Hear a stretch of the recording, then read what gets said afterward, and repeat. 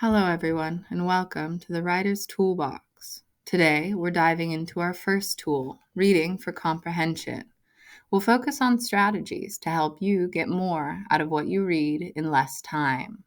No matter what you're reading, text for school that you want to understand deeply, or just a popular series that you want to enjoy to the fullest, the following simple strategies will help you reach your goals without any time-consuming memorization or rereading. Before you read the first word of the text in front of you, you should consider a few things. First, what is your goal? Do you want to finish the text as quickly as possible and get on to the next thing? Playing Stardew Valley or watching New Girl or whatever it is that you get up to? If that's your goal, then you can achieve it pretty easily. You can read through every word of the text in front of you and move on to your next activity. But what was the point? What did you get out of the time you spent reading words but not bothering to think about them? Reassess your goals then. Consider what you really want to get out of this text. Let's say, for example, you're reading a self-help book. Your goals are probably to understand and remember the self-help concepts in the book so that you can apply them to your life. With this goal in mind, you can approach your reading with purpose and actually get something out of the time you spend. After you know your goals, consider the text in front of you. Survey the length, pictures, headings, table of contents. Based on the title, pictures, and headings, you can make some educated guesses about the main point. Once you have a basic framework of what the text is covering and how, you'll be able to intake and organize all of the specific information that you read in the text within that framework. This framework approach will help you to make sense of all that new information and remember it all. Your next step is to understand how the main idea of the text is broken down and make an action plan to tackle it. For very light, easy reading, like trade paperbacks, know that you can read about 60 to 70 pages per hour. For heavier literary or textbook reading, most people can cover about 20 to 30 pages per hour. Based on these numbers, you can determine how much time you'll need to get through any reading without too much stress. Even a daunting novel like Steinbeck's 460-page Grapes of Wrath can be conquered in as little as 2 weeks if you spend a little over an hour or 2 chapters reading a day. Finally, before you start reading, consider the context of the text. To understand the context, try to answer who wrote the text, when they wrote it, and where. Learning a little about your author beforehand, you can determine if this person is even worth your time. Do they have the education, background, or experiences required to be teaching you about the topic at hand? If not, maybe you should look for a more reliable author. You can also ask about their values and biases. Their writing, even if it's centered on the most objective topic like mathematics, may be skewed based on these biases. You should be sure to take these into account so that you can form your own ideas and opinions about the text. Considering the time and the place of the writing also helps you get a clearer picture of the text. Consider an older work like Margaret Fuller's Woman in the 19th Century. Because the text was written in 1845, you can assume that the arguments Fuller will make about women's role in society are going to be, hopefully, a little outdated compared to today's standards. Without considering the publishing date, you might assume the ideas to be backward and antiquated. But considering the date and the fact that the women's suffrage movement in the United States was only barely getting started, you can instead understand that Fuller's ideas were absolutely radically feminist. Without this understanding of context, the importance and the main point of the entire text would be lost on you. So be sure you put your text into context before you even get started reading.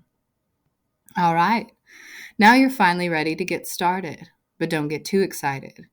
As you read, you're going to want to pause often, and if you really want to remember and understand what you read, take notes. I know all of this extra work sounds time-consuming, the opposite of our goal here.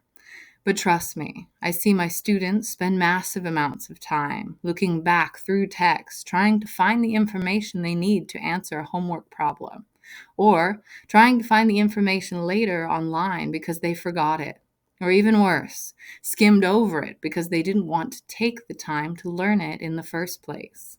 Don't be like them. Instead of cutting corners and getting yourself completely lost, just slow down, reflect, and pause during your reading.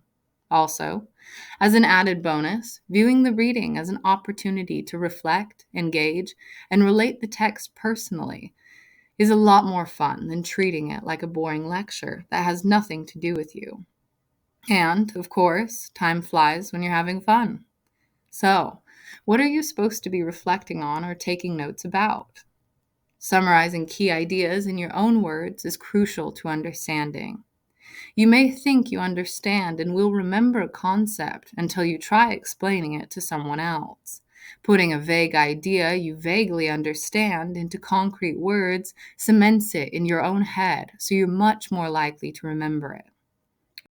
Another strategy: relate the information to yourself personally. When you're connecting new ideas to ideas that you're already familiar with, you tie down the new information inside your head. It's much easier to remember ideas that you already have a personal connection to. You can also consider writing down any reactions that you had while reading, whether these are critiques, confusions, questions, likes, or dislikes. Any information that incites a reaction in you is worth taking note of. Many of my students complain that they get distracted while reading. Their minds have a hard time staying focused on the page. My response is, well, number one, reading shouldn't look like a clockwork orange, a painful experience that is forced on you. And number two, your brain isn't stupid. Likely, if your mind is wandering, it's trying to make a meaningful connection or tell you something important. Give your brilliant brain a second of time and space to consider what it's trying to tell you. Even if you start thinking of the last episode of Euphoria while you're supposed to be reading Jane Eyre for your English class, well, maybe your brain is making a connection between the two protagonists, who are both young women growing up and trying to make sense of their place in the world.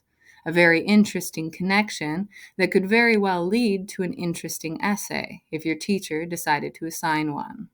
And finally, write down new vocabulary words. Every semester, I ask my students what their goals are in my English 101 classes. And every semester, most students write that they want to articulate and express themselves better, or speak more eloquently and professionally. If this is a personal goal for you too, then write down and learn all the new words that you come across during your reading. This is absolutely the best strategy for expanding your vocabulary. The dictionary is full of old, archaic words that we don't use anymore. But if you're reading a word in a book published this century, you know it's being used. Therefore, it is useful. Now, when you try to learn a new word, don't look up the dictionary definition and try to memorize it word for word. Instead, try to make a connection between the new word and its meaning. Visual images work best, and the sillier the image, the better. For some examples, if you're trying to remember what the word atrocity means so that you can understand and use it later, connect it to a word you already know, like atrocious, an atrocious, awful smell. An atrocity is something bad then. In fact, it's something so bad it's awful, violent, criminal. Or I could connect the word by sound. Atrocity sounds kind of like Astro City. Atrocity, Astro City. Maybe Astro City is a terrible place full of crime and violence. In other words, Astro City is full of atrocities. Or how about the word initial? Just think of your initials, the first letter of your first and last name. Initial means first then. So, my initial thought is the first thought that comes into my mind. All right. Thank you for joining me as we add new tools to our Writer's Toolbox. I hope you found today's video insightful. If you have any questions or topics you'd like me to cover in future videos, feel free to drop them in the comments below. Don't forget to like, share, and subscribe to the channel for more writing tools. Until next time, stay interested so that you can stay interesting.